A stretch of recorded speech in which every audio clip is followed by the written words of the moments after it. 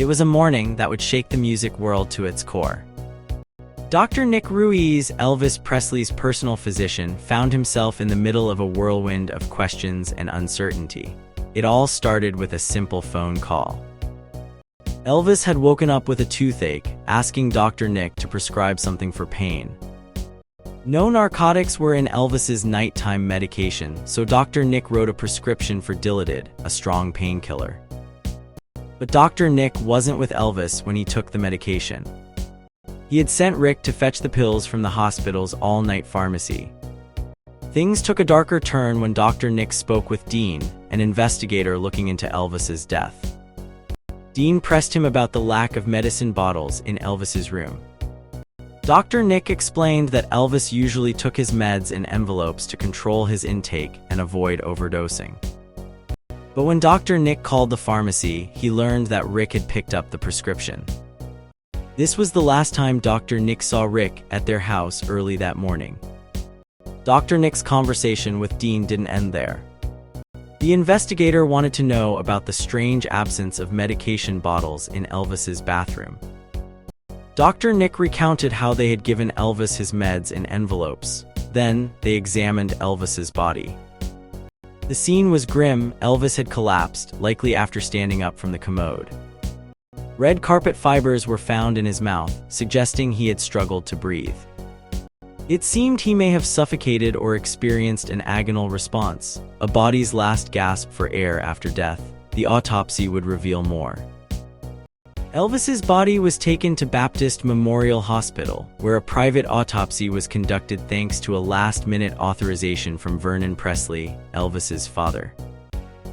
This decision would allow the Presley family to own the autopsy results, unlike public autopsies usually conducted by the coroner's office. At Baptist Hospital, the pathologists worked under different rules. Hospital pathologists focus on learning, while forensic pathologists, like those from the medical examiner's office, look for legal answers. The hospital pathologists would examine Elvis's body first, gathering basic information. Dr. Eric Muirhead, the chief of pathology, would lead this initial examination. Dr. Jerry Francisco, a renowned pathologist, would join him, bringing his team of pathologists from the medical examiner's office. Their job was to support Dr. Francisco's final ruling on the cause of death. Dr. Nick attended the autopsy, driven by his duty as Elvis's doctor and his desire to understand what had happened. He couldn't shake the feeling that Elvis might not have been dead when the ambulance took him away from Graceland. After all, Joe, one of Elvis's associates, had said he heard Elvis breathing. As Dr. Francisco entered the autopsy room, tensions were high. Dr. Muirhead seemed reluctant about the medical examiner's involvement. The relationship between the two was strained, with rumors of political disputes in Memphis adding to the complexity. Dr. Francisco had clashed with local authorities over allegations of police brutality, often siding with the police. These tensions could affect the autopsy's outcome, but the primary goal was clear: to find the truth behind Elvis Presley's sudden and mysterious death. The autopsy began, a meticulous process that would uncover the secrets of Elvis's final moments. Each step, from the initial visual examination to the microscopic analysis and toxicology tests, would piece together the puzzle of a life cut tragically short. The world watched, waiting for answers to a question that would haunt Elvis fans and investigators alike: what really took the king down? As the two pathology teams gathered in the autopsy room, the atmosphere was heavy with anticipation and sadness. We all knew we were about to uncover the truth behind Elvis's sudden death, a truth that would change everything. I found a spot near the back, hoping to steady myself for what was to come. Elvis, a man of great pride and privacy, lay there, exposed and vulnerable. It was hard not to feel a strong urge to cover him, as if a blanket could shield us from the harsh reality. Dr. Dan Warlick began the examination, searching every inch of Elvis's body for any signs of trauma or abnormal marks. He looked like a detective, scrutinizing every detail. I watched closely, knowing I needed to jot down notes later, when my mind could process what I was seeing. The team's focus was intense, searching for any clue that could explain the sudden loss of this musical legend. They looked for signs of a ruptured aneurysm or a pulmonary embolus, conditions that could cause death without warning, but nothing was found. No bruising, no signs of a heart attack, and no evidence of infection in the heart valves. It was as if Elvis's body had defied the common causes of sudden death. Meanwhile, Dr. Francisco prepared for a press conference. It was clear the world was holding its breath, waiting for answers. About half of the autopsy team, including me, headed to the conference room. The others stayed to finish their work.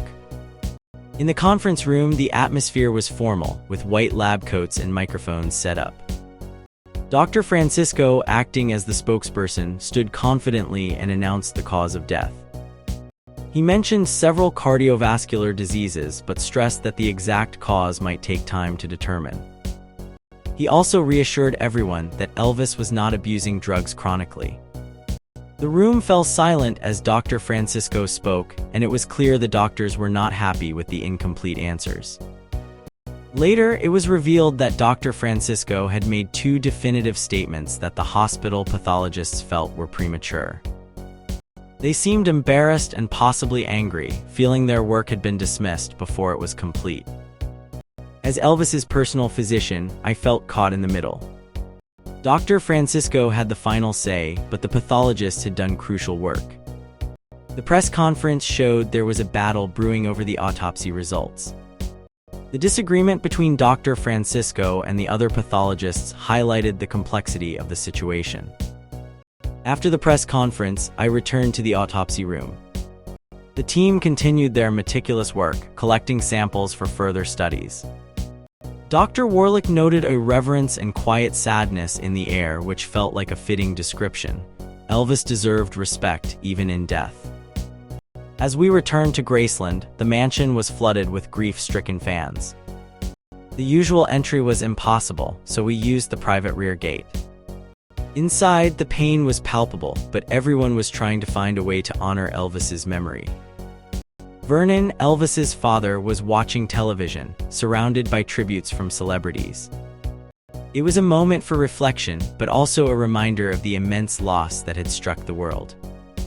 The controversy over Elvis's death would only grow, fueled by the differing accounts of the autopsy results. The question of what really caused his death remained unanswered, leaving many to wonder and speculate.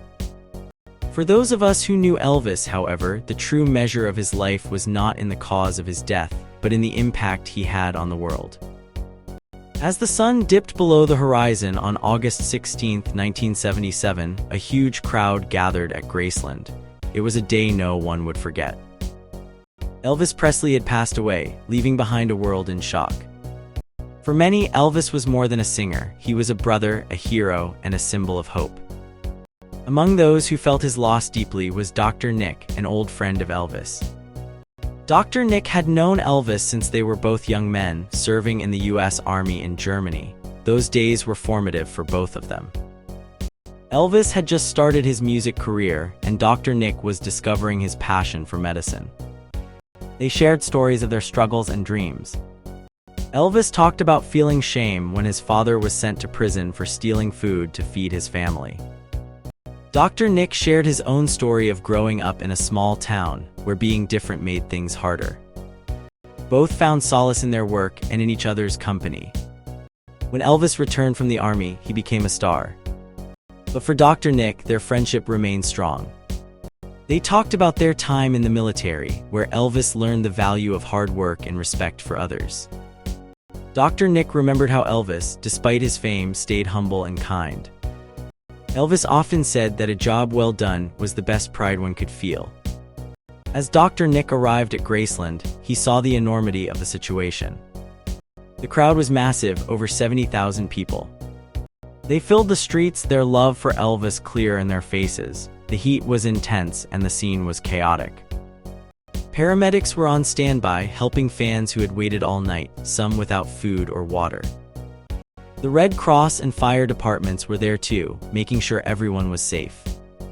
Inside Graceland, Elvis lay in a copper casket in the foyer. Dr. Nick walked in, feeling overwhelmed.